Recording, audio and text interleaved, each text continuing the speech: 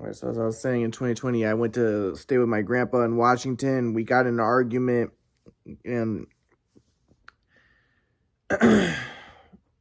um, one of the things that my grandpa kind of taught is that like he would say cancer. I read a book where it said that cancer is like it had a Darwinian explanation for cancer, where it said that it's because each of your cells has their own DNA and they fight, and sometimes they get out of control, and it's kind of a Darwinian explanation saying that we came from originally the RNA hypothesis world, that we came from RNA, and we are an amalgamation of all these different cells, but all these cells are like individual organisms, and sometimes the individual organisms become too selfish, and it's a Darwinian explanation. Now again, I used to be very attracted to the Darwinian explanations because even though I knew that evolution isn't true according to the quadrant model, because it's not, at least it's not a random evolution, I wanted to believe in the Darwinian explanations because I think that I thought that they were kind of like anti-religion, and I wanted to see religion as just outgrowth of Darwinism and Freudianism, and it's just emerges from the unconscious Oedipal desires. And I basically just wanted to destroy religion, especially Christianity. And Darwinism, I thought, was a good way to do that. And I would just say, yeah, the Bible was just a Darwinian attempt by the Jews to destroy Christianity. That was the thesis I had, and I described that thesis before. And I wanted to believe Christianity emerged also, and the reason why it was successful is because it helped people, because it helped people to share, and it created community, and community is good for genes. And I just wanted to reduce everything to Darwinian explanations, right? And because ultimately I wanted to destroy Christianity and destroy spirituality, because I wanted race mixing. But and I thought that Christianity divided people and it maintained the white race. And I saw myself as Jewish, and I wanted to defeat the white race. But basically, my grandpa would say, no, he doesn't think that there's a Darwinian. He didn't really.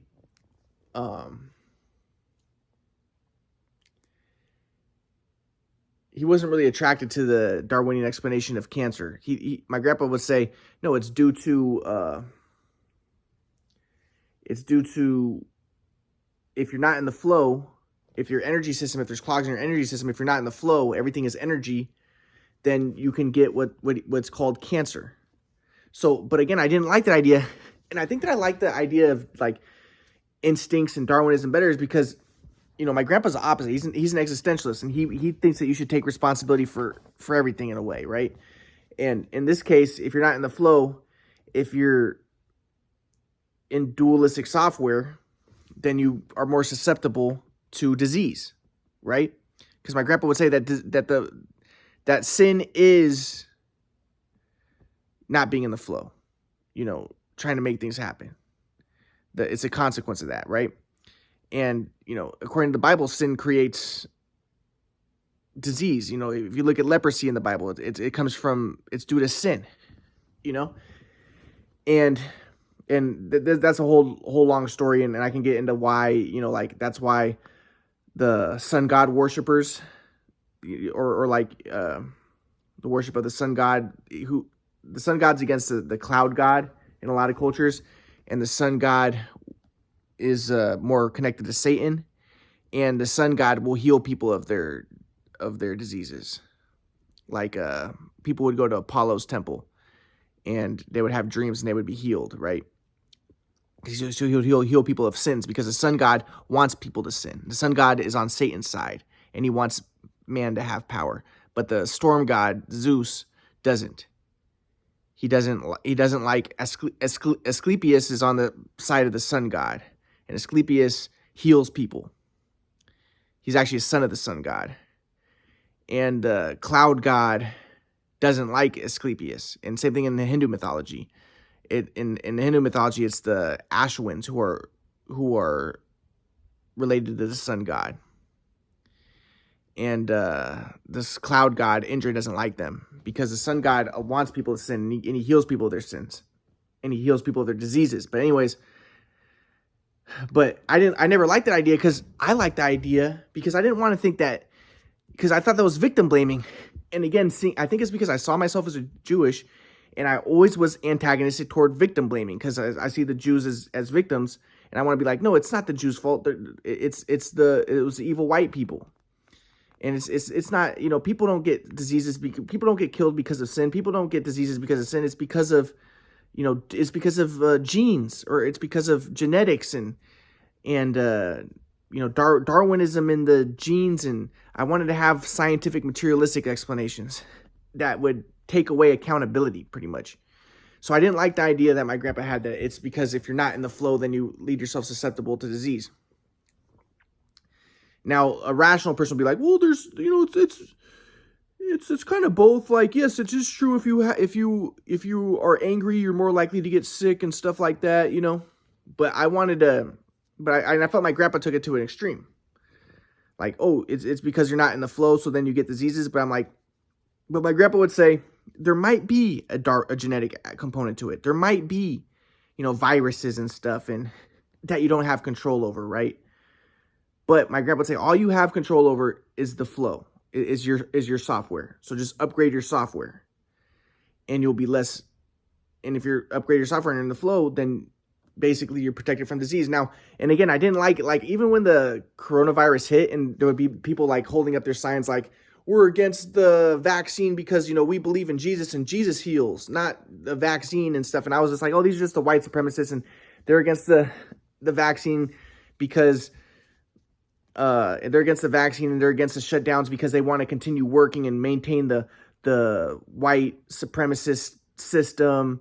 And they believe in Jesus, and that's just white supremacy because they're victim blamers, and they think that Jesus heals when really they think that Jesus is responsible for healing them when really the vaccines would be helpful, and because so they want to think that, they want to be a victim blamers, and if you get sick, it's because you weren't following Jesus and you weren't following God, and that's just victim blaming. And I didn't like religion to begin with because I thought it was just white supremacy and victim blaming, and I was a Marxist, and I wanted to say, no, it's not because you're not in the flow, as my grandpa would say, or it's not because you don't believe in Jesus that you get sick. It's because of,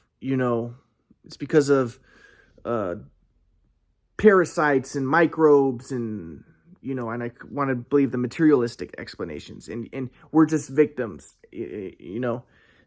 we're, I thought that my grandpa's a victim blamer. Because you're not in the flow, you get sick. Oh, so you're blaming the victim. But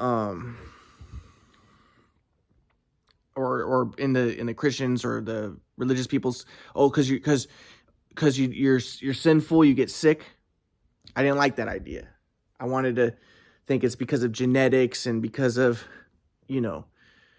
parasites and germs that we have no power over. We're just, But again, my grandpa, he's an existentialist, and he thinks that it's best, he'd say, you can't, you don't have any power over your genes or over that type of stuff. But what you do have power over is your consciousness and upgrading your software and being in the flow. And I guess, my grandpa would go so far, like maybe if you're in the flow, then you would be in a place where there aren't germs and stuff, right? Because the flow is very powerful, like you would be protected. That's what my grandpa calls a secret place of the Most High, the flow. But regardless, in 2020, I was again Marxist, and I wrote my Marxist book, Communist, Anti-White, where I was talking about the black people are basically gods, and they're basically Jesus on earth because they've been sacrificed by our culture, and they were degraded and traumatized, and now the white culture sees them acting bad, and they say, see, they're bad. That's why we enslaved them in the first place. But no, they're bad because of the trauma that they first endured, and they're just reacting to the trauma. And basically, I was in dualistic software, and I wasn't in the flow, and I had a predator-prey dualistic orientation toward white people, and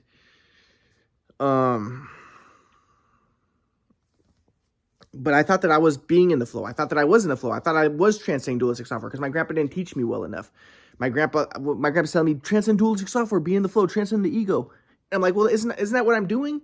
Like, I'm transcending. Look, I'm not a white supremacist. I transcended dualistic software, Grandpa, but I didn't realize what the flow really was, you know? And the flow is transcendence of the ego. And like, just to give like some analysis of the complexities of the flow, like my grandpa would say someone who is bitching is not in the flow. Someone who's like, oh man, I'm so evil. I'm such a sinner. My grandpa would say he's boasting about how much of a sinner he is. He'd say he's not a sinner. He's energy. He doesn't exist. He's so that's still self-confirmatory to be like, oh, I'm such a sinner. Oh man, I'm such a bad person. My grandpa would say maybe that could help and that could bring someone to a U-turn. But again, the flow is complex. There's no formula for transcending the self into oneness, into pure awareness. But again, so I went back to my being a Marxist and you know, being kind of anti-white. So then I met up with Kenny, Malik's dad, and he was acting crazy. But he did tell me that something that I thought was important because it kind of showed one thing that happened was he said that he talked to my dad about my shot got messed up, or he talked to my dad before my shot got messed up, and he was telling my dad that he wanted me to learn how to do this, just stepping like this and shooting. Because a lot of times I'd catch it and I'd step to the side with my left foot out and do this. But, look at Allen Iverson, those guys. The best shooters, they do that. But, Kobe and stuff, they do this. And if I go into details, I can explain. I can explain why this was a problem. But Kenny wanted me he told my dad that I needed to work on just going like this and shooting. So when my dad got the shooting machine, now I know why my dad didn't figure it out. My dad was thinking, okay, yeah, this is what you need to work on. And this is what Kobe does and stuff. But my dad didn't realize that picking up off a rack and stepping like this is going to make me shoot my left foot in front of my right. It's going to mess up everything because my dad doesn't realize it's all about how you move into shots. But I'm not going to go into details because I don't want to make his shooters think. But now I realize the reason why my dad didn't try to change it or couldn't see it is because Kenny wanted me to do this. So my dad's like, what's wrong with you? Like, you got to learn how to shoot like this. So he didn't care that I'm picking the ball off the rack and I'm going like this over and over again because he thinks that that's something I need to learn how to do. But he didn't know that was going to make me shoot wrong with my left foot in front of my right, my left foot pointed forward and stuff. But then my dad, to try to fix it, he's like, okay, well then go like this and then put your right foot to the side. That's going to make you sideways because you always shoot sideways. But he didn't know that the reason I shot sideways was my left foot would be pointed out, my right foot would be pointed toward the basket, toward the rim. But the most important thing is how you move into shots, and you can't move into shots correctly picking the ball off a rack. That's going to make it so when I do this, it's going to mess me up. And this is a very inaccurate shot anyways. Kobe and stuff, they do it. But also, I'm not going to go into details, but the way that they do it, you can't do it if you pick the ball off a rack because it's the way you move into that, it'll mess it up. But I won't go into details because I don't want to make good shooters think. But basically, it gave me more insight into why my shot was messed up. And a part of it was Kenny, Malik's dad, who's P. Diddy's bodyguard. He told my dad that, and then my dad got scared, like, oh, so Ryan needs to learn how to shoot like that? And then my dad's like, okay, well, so when he gets the shooting machine, I'm shooting like this. My dad's thinking, oh, well, he should be shooting right. Ooh. My dad just messed it up, man. He messed it up with the shooter. But like I said, in my Based on True Story book, I was anti-white again. And I was trying to be like, oh yeah, my dad's a white guy. And, I didn't say this explicitly, but I'm like, he's unnatural. Basically, I was trying to imply that he's unnatural because he's white. And my grandpa too, and that's why he messed up my shot with the shooting machine, kind of like the black people were messed up by the agricultural revolution and the white people coming in with their machines and destroying the white race or destroying the black race when the blacks are kings and, the blacks were amazing and it was the white man who messed them up and, basically dualistic software trying to do the race mixing again. And the black man's a natural man and... But I did this all subtly. Like, the way I did stuff is very sinister. Like, I can manipulate people's freaking minds, and I do think that I all the stuff that I did over the years, my anti-white stuff, I did it in a subtle way that wasn't too explicit, but very subtle, that I think encouraged what's going on now in the basically, the Europe being overrun by the Muslims. A lot of that was the sinister stuff that I was putting out there. Like, Islam really is liberal and it's I'll go into that later, but basically my dad messed up my shot though. But you know, I tried to make it into kind of subtly make it into a racial thing. But my grandpa would say, he would admit that it is true. The shoot away machine did mess up my shot. If it is true, which it is, my dad was not in the flow when he got the shoot away machine. You know, he was trying to make things happen, and that wasn't the flow. But regardless, then things went crazy with me and Kenny. Kenny was acting crazy, and I ended up not getting a lot of my basketball videos. I wanted to get the basketball videos to study my shot and to study swag flow. But now, then as I said, you know, Kenny was Malik's dad, and I wanted to get the basketball videos from him. And like I said, I first went to Malik, and I was like, Malik, you know, does your dad have any basketball videos? Like, Malik said that he had them, but then he said, oh, his dad took them, and he said his dad's gone crazy. And I was like, well, I'll give your dad money if you can give me the basketball videos. And then Malik got a hold of his dad after that, and then his dad was going to give me the basketball videos, but then he acted too crazy, and then ended up not getting most of the basketball videos. I want as many basketball videos as possible. So then, because I want to study the swag flow, it could be any videos of when I was younger. You know, I did track, I did everything. I want videos of when I was younger. But then, that was when I met, like a week after I met Katie. Or, I won't say her name. I met Kay. So I'll get to that in the next lecture.